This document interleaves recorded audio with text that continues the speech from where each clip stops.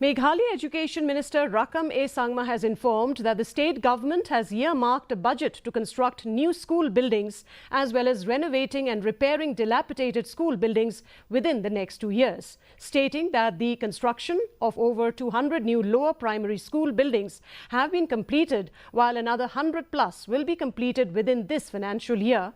The minister informed that there are over 2,000 plus government lower primary schools and they have been categorized according to their need and requirements.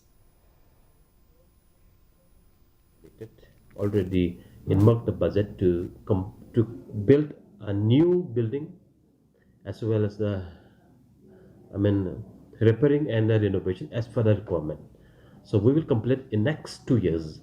All the 2,000 plus government LP school will be having the new or completely renovated or repairing in next 2 years. I think